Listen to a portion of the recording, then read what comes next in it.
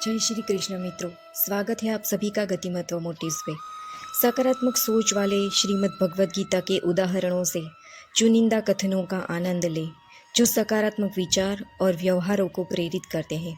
भगवद गीता के कालातीत पाठों में गहराई से उतरते हुए यह वीडियो जीवन के रहस्यों और आशावाद बनाए रखने पर अंतर्दृष्टि को उजागर करता है। ये वीडियो चुनौतियों का सामना करते समय आपके संकल्प को मजबूत करने, आपके लचीलेपन को बढ़ाने और अस्तित्व के प्रति आशावादी दृष्टिकोण को बढ़ावा देने के लिए प्रेरणादायक कथनों के बारे में है। संतुष्टि और महत्व को बढ़ाने के रहस्य को उजागर करते हुए आइए वीडियो में सुनते हैं। सकारात्मक सोच भगवद गीता का उदाहरण है। मैं और मेरा के सभी विचारों से मुक्त होकर मनुष्य को परम शांति मिलती है।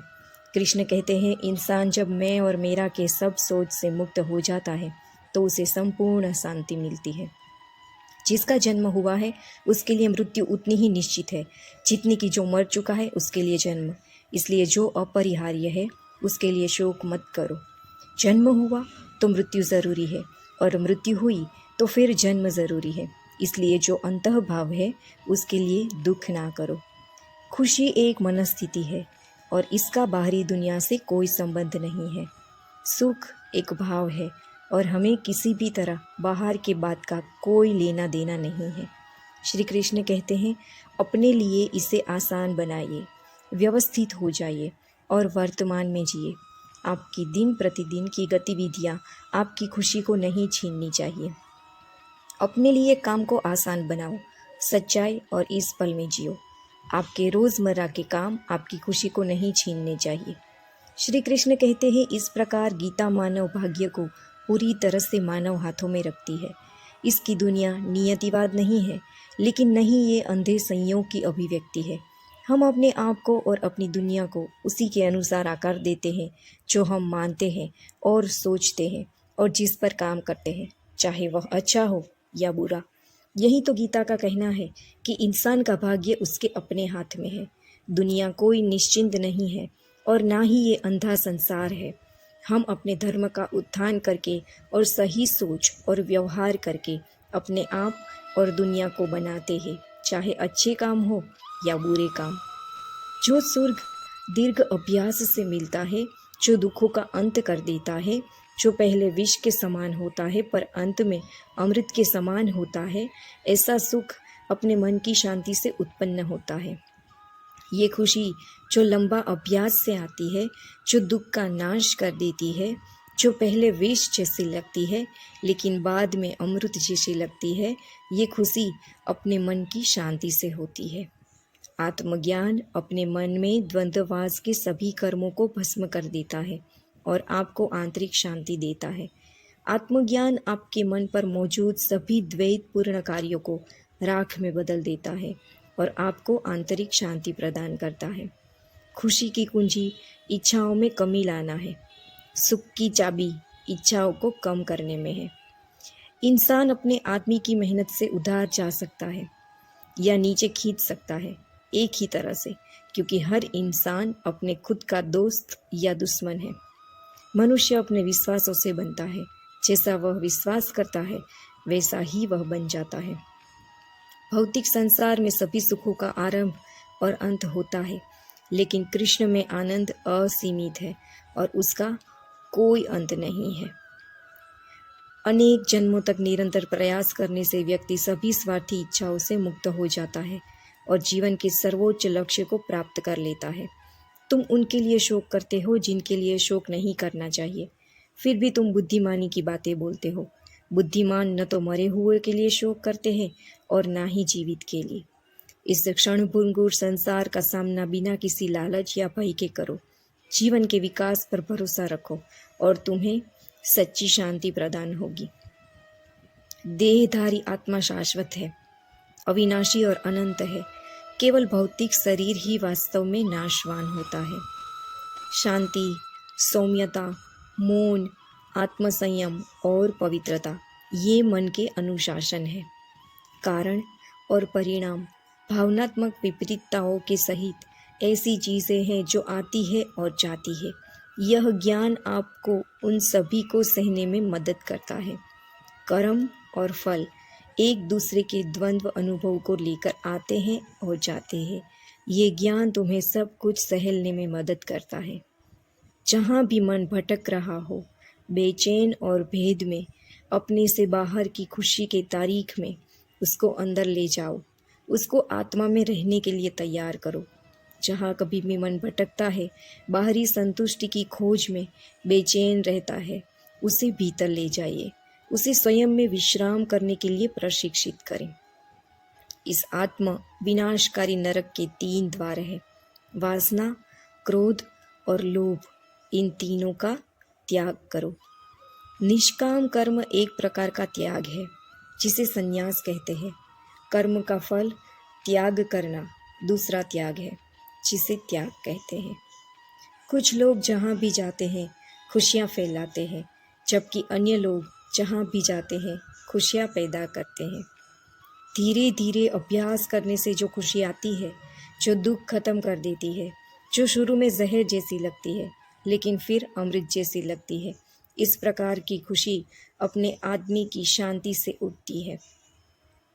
भौतिक संसार में सभी सुखों का आरंभ और अंत होता है, लेकिन कृष्ण में आनंद असीमित है और उसका कोई अंत नहीं है। इसलिए जो अपरिहार्य श्रीमद् भगवद गीता के बारे में कहा गया है कि एकम शास्त्रम देवकी पुत्र गीतम, अर्थात एकमात्र शास्त्र जिसका गायन साक्षात भगवान श्री कृष्ण के शुभ मुख से हुआ है, वह श्रीमद् भगवद गीता ही है। जब महाभारत के रण क्षेत्र में मध्य में धनुर्धर अर्जुन युद्ध के लिए घबरा गए, तो भगवान श्री कृष्ण ने अपने श्री मुख से जिस शास्त्र का गायन किया, जिस दिव्य गीत को गाया, वह श्रीमद् भगवद गीता है। इसकी महिमा अपार है, अपरिमित है। इसका यथार्थ में वर्णन कोई नहीं कर सकता। शेष महेश गणेश भी इसकी महिमा को पूरी तरह से नहीं कह सकते, फिर हम मनुष्य की तो बात ही क्या है। ऐसा कहा जाता है कि जिस घर में भगवद गीता का पाठ हर रोज़ पढ़ा जाता है या सुना जाता है, उस घर में भगवान श्री कृष्ण स्वयं आते रहते हैं।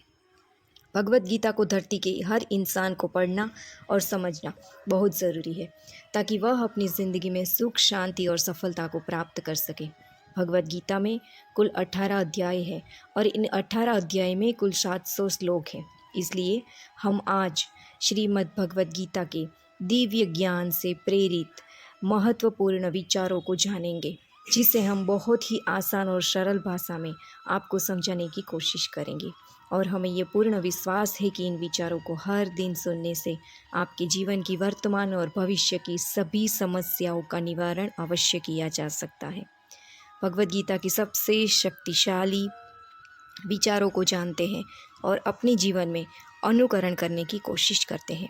भगवद गीता का पहला सबसे महत्वपूर्ण उपदेश है कि कर्म ही सबसे बड़ा धर्म है। भगवान श्री कृष्ण गीता में अर्जुन को उपदेश देते हुए कहते हैं कि व्यक्ति कर्म करने के लिए ही पैदा हुआ है और बिना कर्म किए कोई रह नहीं सकता।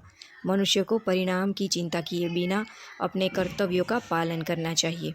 हमेशा अच्छे कर्म करते रहना चाहिए, क्योंकि कर्म वह फसल है जिसे इंसान को हर हाल में काटना ही पड़ता है।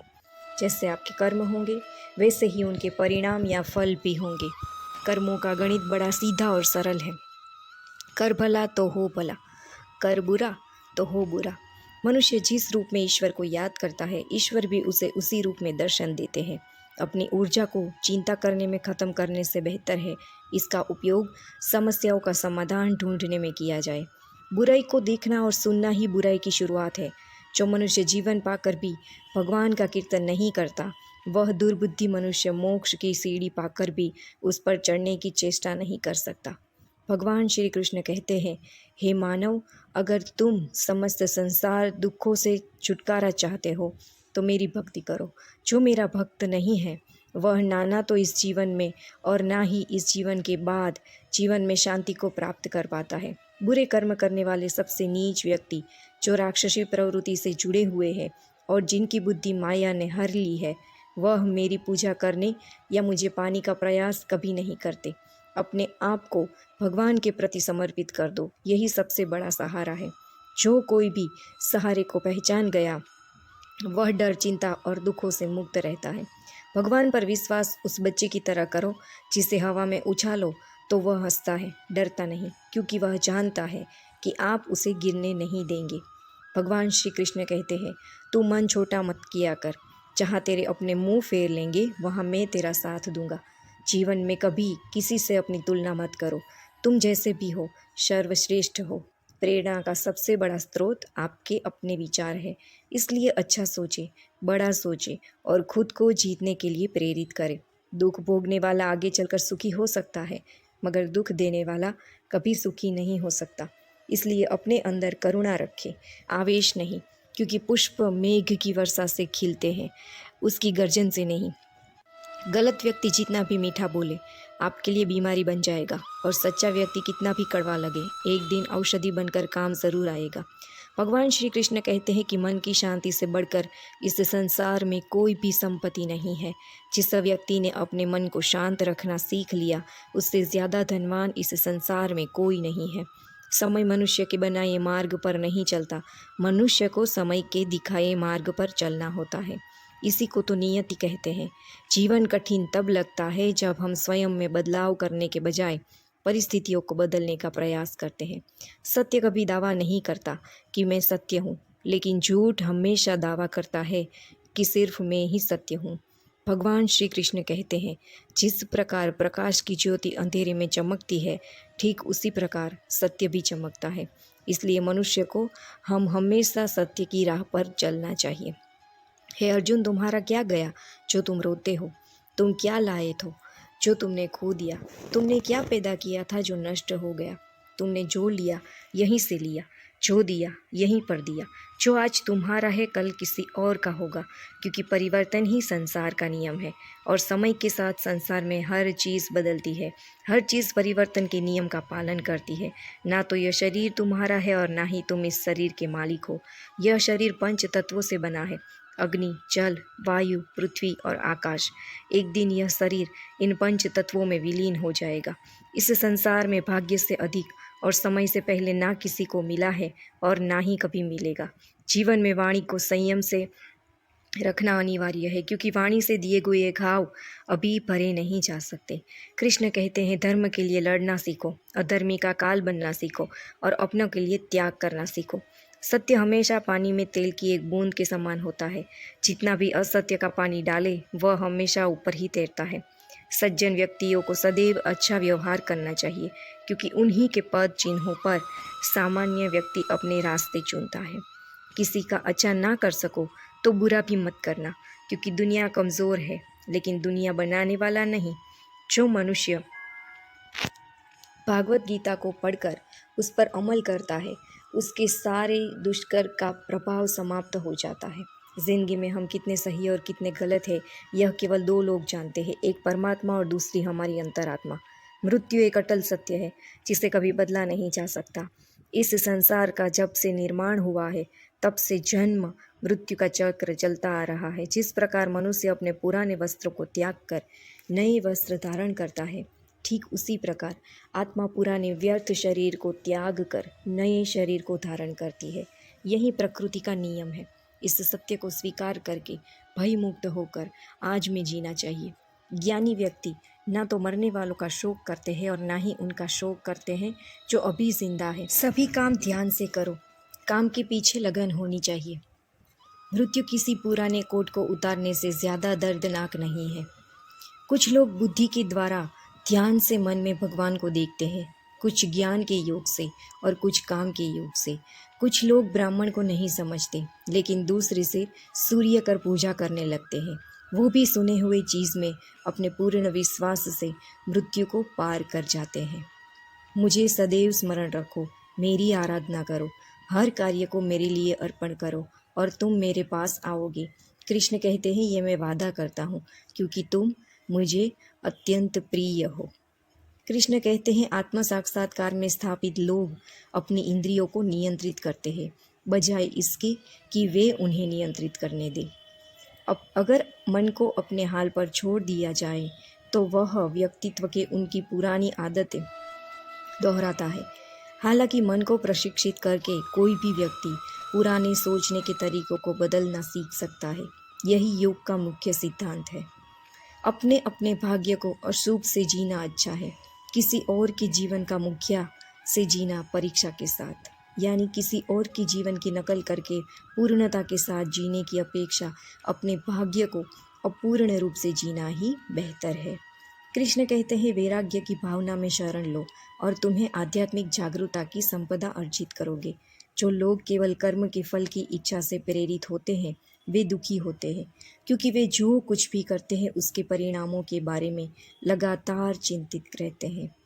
अहंकार में उलझे बिना और इस बात में उलझे बिना कि चीज़ें हमारे मुताबिक होगी या नहीं, तभी हम कर्म के भयानक जाल में नहीं फंसेंगे। हम अपने कर्तव्यों से विरत होकर कर्म से बचने की उम्मीद नहीं कर सकते। दुनिया में जीवित रहने के लिए भी हमें कर्म करना ही होगा। जब चेतना एकीकृत होती है तो सभी व्यर्थ चिंताएं पीछे छूट जाती है। चिंता का कोई कारण नहीं है, चाहे चीज़ें अच्छी हो या बुरी। इसी प्रकार गीता मानव भाग्य को पूरी तरह से मानव हाथों में रखती है। इसकी दुनिया नियतिवादी नहीं है, लेकिन नहीं यह अंधे संयोग की अभिव्यक्ति है। हम अपने आप को और अपनी दुनिया को उसी के अनुसार आकार देते हैं जो हम मानते हैं और सोचते हैं और जिस पर काम करते हैं, चाहे वह अच्छा हो या बुरा। मित्रों, अगर आज आपको ये वीडियो पसंद आया हो तो कृपया गतिमत्व मोटिव्स चैनल को सब्सक्राइब करिए, वीडियो को लाइक करिए और अपने सभी मित्रों के साथ इसे शेयर कीजिए। मिलते हैं अगले वीडियो में, तब तक के लिए अपना ख्याल रखिए। जय श्री कृष्ण।